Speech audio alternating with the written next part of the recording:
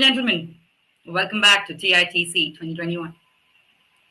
While it started slow in the beginning, the deep tech in India is now picking up pace. And as per the National Daily Hindu Business Line, deep tech holds the key to social development and data security as well. Many startups are also creating solutions by turning to deep tech.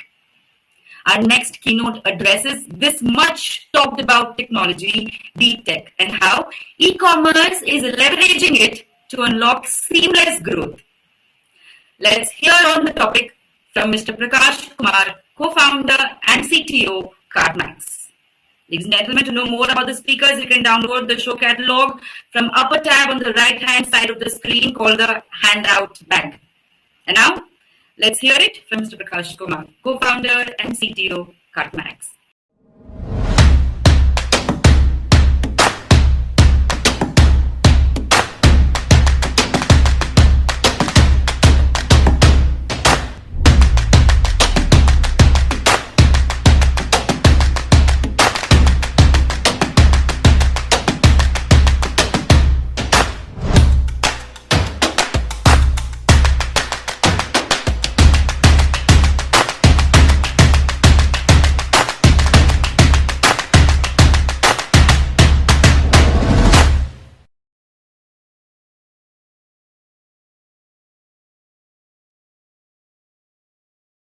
When the entire country was under lockdown and we were forced to sit back at home, one brand decided to start selling online. They went from zero revenue to nearly nine-figure revenue within a year. The entire exercise of building the storefront and the brand building exercise were completely digital, and it worked. This shift in consumer behavior due to this pandemic has actually accelerated the adoption to e-commerce by several years. Now the businesses are expecting more from technology as a leverage. In this session, we will see how e-commerce businesses are leveraging deep tech to grow seamlessly. We will look at a few examples, and we will also discuss the possibilities that are laying ahead of us for the tech community to explore and provide a solution for.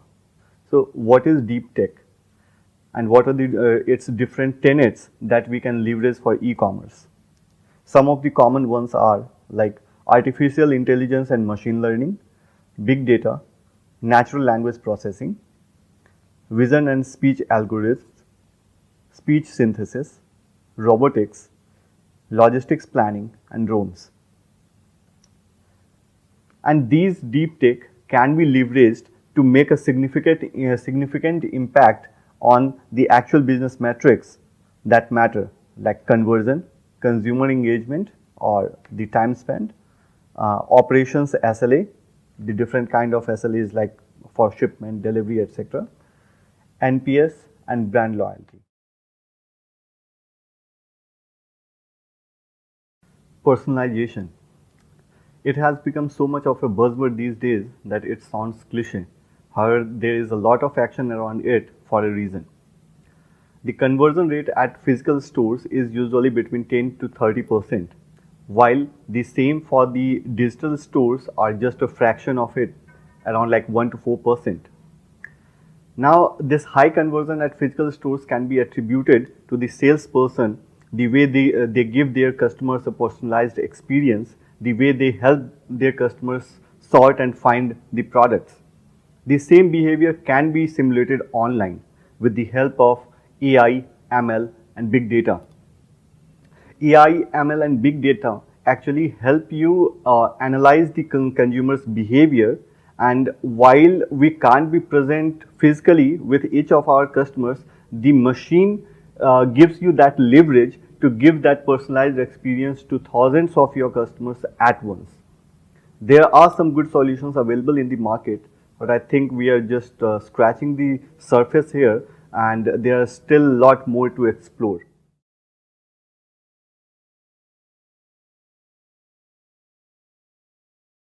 By some statistics, around 15% of customers actually need to interact with the business to know more information about their orders.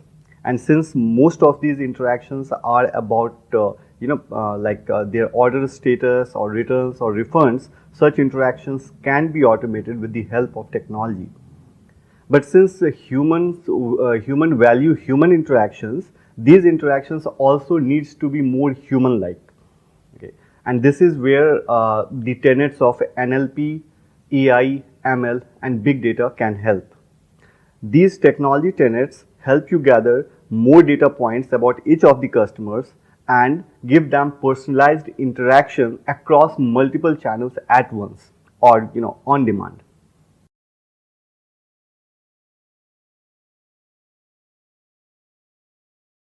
India is a unique market. Many of the challenges that we face here in India e-commerce is very much indigenous and specific to our geographies. And therefore the tech community here needs to provide the solutions to these indigenous problems.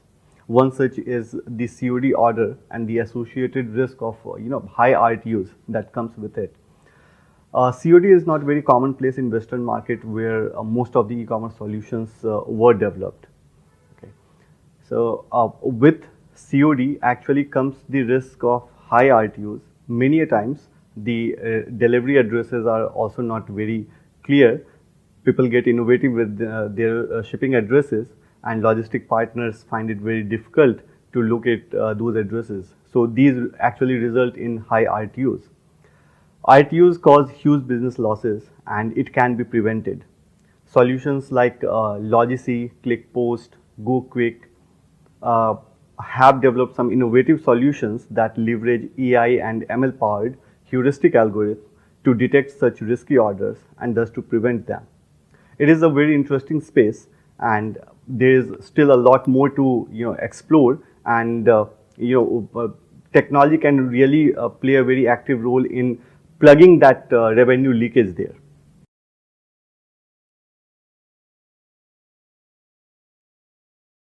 With the surge of big volume data in e-commerce, it is getting increasingly difficult to stay on top of it. While the top management relies only on a few business metrics to arrive at any decisions, when the need comes to dive deeper and find regions for any aberrations into those metrics, then we are welcomed by a mountain of data that is spread across many different functions, departments, and third parties. Processing these data and making a coherent picture takes a lot of time to the businesses. And yes, it at large depends on human intelligence, and yes, the human competency across different brands is different. Deep tech can come to help here. They can process the data, make a coherent picture, arrive at some conclusions, and present that picture to you. The synergy of AI-powered decisions weighted by humans is proving very powerful for e-commerce. While we know about Alexa, Siri, and Google Assistant, here is an example of a virtual assistant that is trained for India e-commerce. Let's see. Hi Prakash. Hi Max.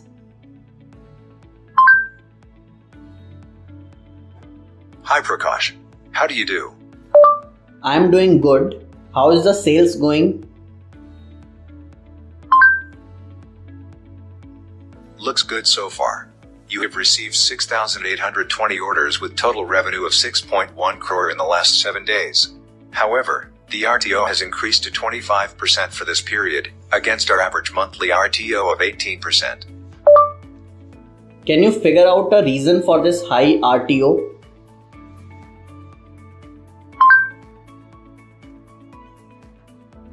Okay, I found these. 62% of RTOs have come from Maharashtra in the past 7 days.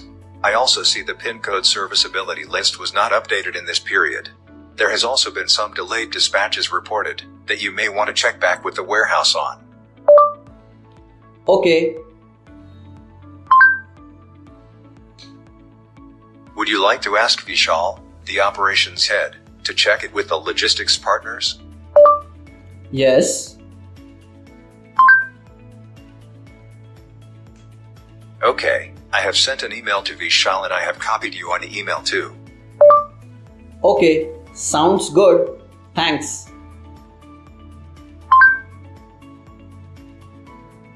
Thanks. Have a nice day.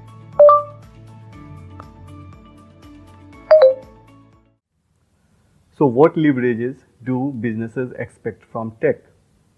Of course, they want more operations efficiency with minimum human intervention, better customer outreach, higher conversion, increased brand loyalty, and better decision making with AI-powered data processing capabilities. The pace of technology innovation and its adoption in the ecosystem has never been higher. The government also is very proactive in acknowledging the emerging technologies, be it blockchain or the recently announced drones rule 2021. The India e-commerce space is growing at an exciting pace.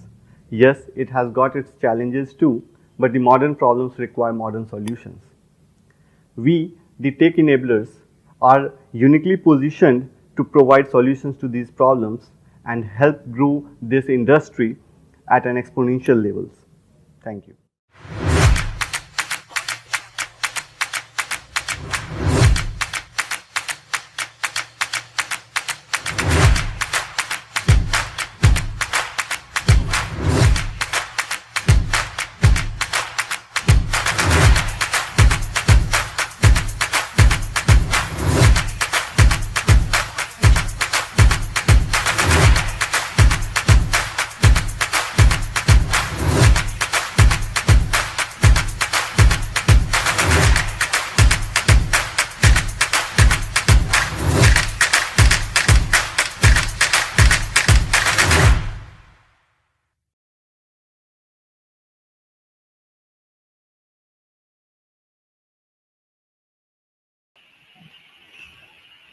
Thank you. With this, it's time now, ladies and gentlemen, to take up the questions from the audience. We do have a few questions here. Please make sure you also drop in your questions on the right-hand side in the Q&A. We have with us Mr. Kumar present to answer your queries. So we have the very first question. Throughout the journey, there are so many disparate tech solutions that are involved. How can businesses get a coherent picture of data in their business? Asked by Priyanka Prasad. Sure.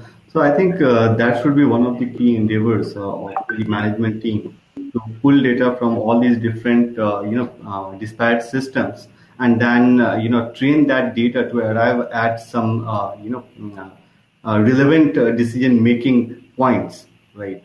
So you just need to evolve these systems so that it is able to pull data from all these different third parties, be it the logistic partner, be it your cataloging process, okay, and then pull that data and have your algorithms trained in a way so that you can make some relevant decisions out of it. All right. Our next question is, how can we leverage tech to improve customer experience?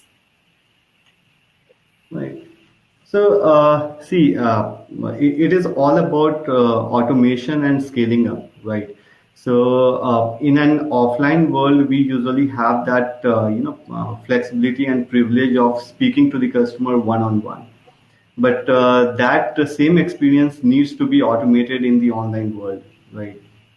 So basically, you need to have systems trained in a way so that the system itself can, your computers can, speak to so many customers at once and give them a personalized experience. Quite a few solutions are already there to, automate this process of customer interaction. Okay. So these days you can speak to your customers on your Facebook, on WhatsApp, okay, even on your site. And while you are doing those automated conversations, that automated conversations can also have the elements of personalization basis the customer's past browsing history or their past order history, right? So quite a few solutions are already available, and you need to pick and choose. But the key here is, yes, you need to go for such solutions. You can't just wait and not have such solutions to automate the customer interactions. All right. Thank you, sir. Our next question is, if you have any specific examples, if you could give any specific examples of AI in e-commerce. Sure. There are quite a few. I would like to give you one example of one of the that applying AI in the decision making process for e-commerce. Okay, so where we pull data from many different systems, and then our system actually analyzes that data. It is trained to analyze that data, and it arrives at very specific, decisions with that data, and then that system is ready for you to interact with it. So basically, consider it like your virtual e-commerce manager. So our virtual e-commerce manager, which is Max AI, is a AI powered kind of a virtual system to whom you can speak to like a regular human. Okay, and it is able to comprehend the context of your questions, and it will be able to give you the specific business metrics and the data points that you are looking for. All right. All right. Okay. I have another question. What are the limitations? Sorry. I'm able to hear myself. Okay. What are the limitations? Limitations of sorry, your voice was. All right. What are the limitations of AI-based e-commerce? Limitations of AI-based e-commerce. Okay, limitations of AI. AI-based e-commerce. Right. So, see, while the application of AI is evolving in this space, but obviously, I mean, it hasn't evolved to a point where it can totally replace the human decisions at all, right? So, the best model that exists right now is that where AI comes up with some data points and that needs to be weighted by human, right, for any kind of decision making. So, we don't know what lies in the future. Maybe very soon the AI will reach to a point where we will be able to delegate more decision making to it, right? But today, the best examples are where the AI data points are weighted by the human, and then some manual actions are taken. So these are the limitations that we are facing as we speak. We do not know about the future yet because we are growing, of course. I have one more question for you. The last question that I have for you here as of now is, how can we secure data in AI-based healthcare devices? Sneha, will you please repeat that question? I'll repeat the question. How can we secure data in AI-based healthcare devices? So there is no specific rule here because security is a practice, right? So there can't be any it is such a space. Security is such a space where we can't always be limited by only a few bullet points of action items, right? So it is all about the practice, and it needs to be involved at multiple levels, okay? And you always need to be vigilant about security. Okay, but in healthcare, definitely the data is very sensitive and it is very private, which can be abused or be taken advantage of. So we need to have systems at multiple levels so that that data is not able to for any kind of unauthorized access, and wherever possible we should involve the end party's consent into any kind of that data access. Like patients are very much, everyone is very privy about their data. So whenever the system, within the systems, we allow different third parties to access that data points, the consent of the end party who owns that data rightfully should be taken. All right. Sounds good. Sounds fabulous. In fact, thank you so much for answering all the questions. I think that brings us to the end of this session. Thank you so much once again, Mr. Kumar. It was a pleasure hosting. Thanks. Thank you so much For having me.